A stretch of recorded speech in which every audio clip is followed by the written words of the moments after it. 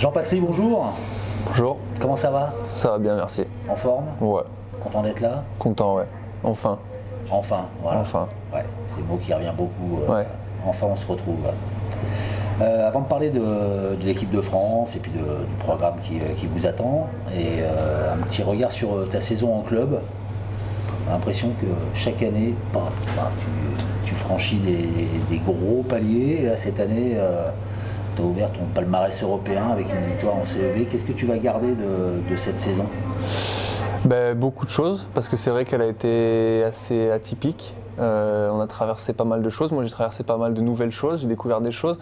Il y a eu, c'est vrai, cette période de Covid déjà qu'il a fallu gérer, mais j'ai aussi été blessé. C'est une chose qui m'était jamais arrivée, donc il a fallu que je gère aussi ça. J'ai découvert comment gérer une blessure, comment revenir, comment essayer de revenir au plus haut niveau. Je l'ai bien fait, donc ça c'est quelque chose que j'ai découvert et qui m'a forgé aussi cette année. Et puis on a fait un très bon championnat. On a chuté contre Perugia au 3e match d'appui. Ça c'est pas joué à grand chose. Je suis fier quand même de ce qu'on a fait sur ces matchs-là. Et c'était une saison un peu particulière aussi parce qu'on a gagné la Challenge Cup.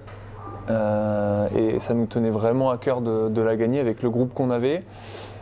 C'était vraiment quelque chose qu'on voulait faire et le faire vraiment tous ensemble pour concrétiser un peu la saison qu'on avait passée. Et c'était un objectif du club, très clairement. C'était un premier titre pour le club aussi et premier titre pour moi.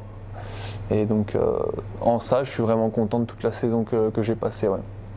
Est-ce que tu t'es vu ou tu t'es senti progresser dans certains domaines, je sais pas, un geste technique ou physiquement Oui, je pense que dans tous les domaines, j'ai un peu progressé. Moi, c'est l'objectif. Chaque saison, chaque entraînement, essaie de m'améliorer. Je pense que cette année, oui, j'ai pas mal travaillé au niveau du bloc. Je pense qu'au niveau du bloc, je suis un peu plus performant. Au niveau du service, j'ai changé je change mes points de départ au service, donc des fois je serre en 1, des fois je serre en 5, je varie un peu les coups.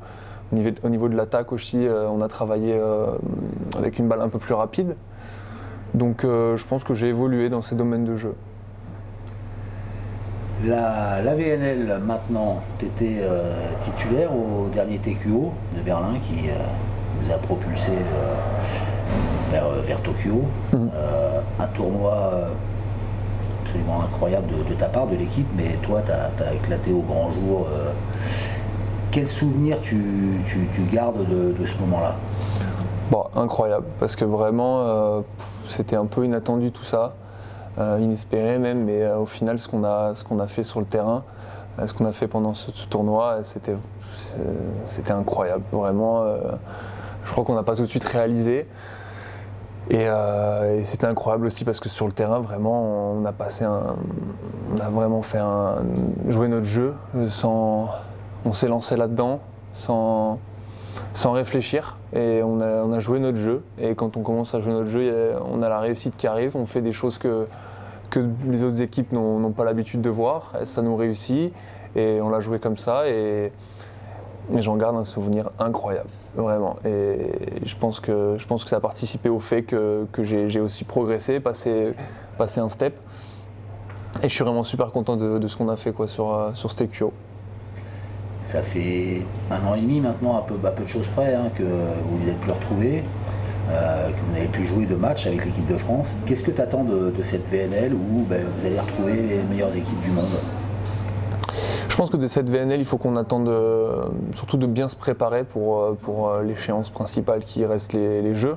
Là, on a une semaine de préparation, de reprise après un temps d'arrêt, donc c'est pas cette semaine qui va vraiment nous mettre en capacité de jouer une VNL à fond, entre guillemets. Donc je pense qu'il faut qu'on prenne toute cette préparation, enfin toute cette VNL comme une préparation et prendre chaque match comme de l'entraînement et l'utiliser pour arriver au top sur les JO, quoi. Voilà. Il y a eu, tu en as parlé, le Covid qu'il a fallu gérer, c'est-à-dire les moments où on ne pouvait pas sortir, pas faire des trucs. Là, c'est bulle sanitaire. Ouais. Comment tu l'appréhendes? Vous en parlez entre vous, on en parle, on peu sait tous que ça va être compliqué, parce que c'est un truc qu'on n'a jamais vécu. et que rester enfermé dans l'hôtel pendant plus de 25 jours, ça peut parfois être compliqué à gérer. Je pense, je sais plus très bien, mais je pense qu'on va être un par chambre, ça va être très, très compliqué à gérer. C'est une nouvelle expérience pour tout le monde, on verra. Mais je pense que le fait d'avoir le groupe qu'on a, ça nous facilitera un peu la tâche parce qu'on a un groupe solide qui s'entend très bien et ça va participer au fait que je pense qu'on arrivera à gérer cette situation. Un par chambre, ça veut dire que tu as un bon forfait de téléphone et tu as une bonne console de jeu? Ouais. Malheureusement, j'ai un bon forfait de téléphone, mais j'ai pas pris la console. Mais d'autres l'ont pour nous, quoi.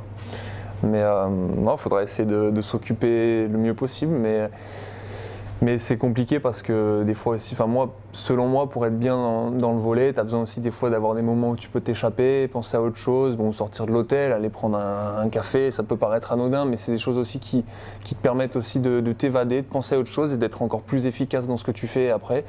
Ça, on ne pourra pas le faire, mais bon, on va essayer de trouver des techniques et on va s'adapter comme on a toujours fait jusqu'à présent, donc on verra bien. Bonne VNL. Yes, merci. À bientôt. À bientôt.